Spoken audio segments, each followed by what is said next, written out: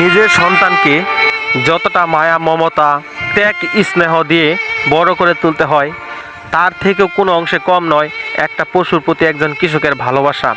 আজকের এই ভিডিওটা আপনারা দেখুন, ভিডিওটা দেখলেই পুরোটা বিষয় ক্লিয়ার করে যাবেন। দেখুন, একটা গাড়ি থামিয়ে ফেললো, থামানোর পরে সে বলতেছে ড্রাইভারকে থামার জন্য, শেষ ভালোবাসাটা বিনিময় করবে। সে ট্রাকে উঠে গেল।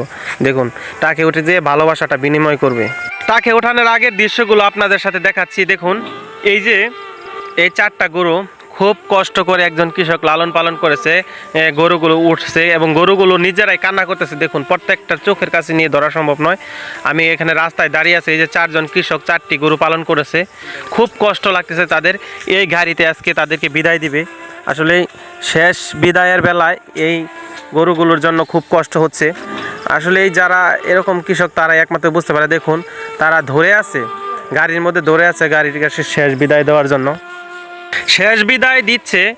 এখন দেখুন, একজন তার পিছনে পিছনে ধরে ধরে যাচ্ছে গাড়ির ভিতরে। আসলেই তারপরে যেভাবে বেঁধে দিল, নিজের হাতে একটি ষাঁড়কে বেঁধে দিল। এখানে একটা ভালো একটা ঘটনা ঘটছে, আপনারা দেখবেন, কান্না করে জড়িয়ে ধরে এটা একটা ঘটনা আছে।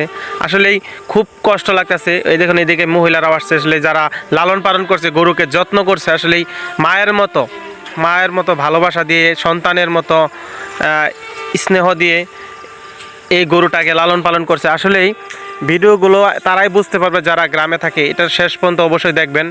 এইখানে গরুটা দেখুন, একটা সময় এই গরুটা কিছু বলতে চাচ্ছে, এরকম একটা আবেগ দেখায়। দেখুন কি যেন বলতে চায়।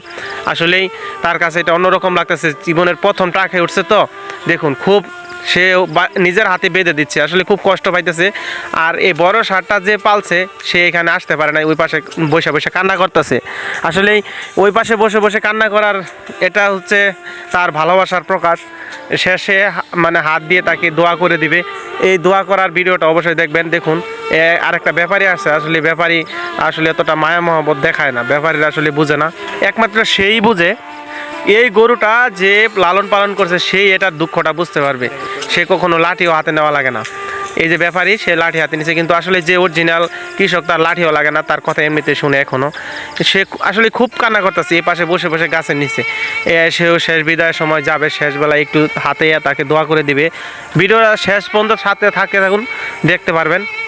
দেখুন, সে আজকে খুব বেশি গ্যাঞ্জাম করতেছে না কেন, তার কাছে হয়তো বা একটু লাগতেছে যে এরকমভাবে 4-5টা গরু একসাথে কখনো টাকা ওঠে নাই, তার কাছে আনকমন লাগতেছে গরুর কাছেও। তো এটাই আসলে খুব কষ্টের বিদায়। এই বিদায়টা আসলেই যখন একটা কৃষক দেয়, এই বিদায়টা যখন একটা কৃষক দেয়, একমাত্র সেই বুঝতে পারে এটা কতটা যন্ত্রণা বিদায়ক একটা ঘটনা। আসলেই খুব কষ্ট পায় যারা এই কৃষক।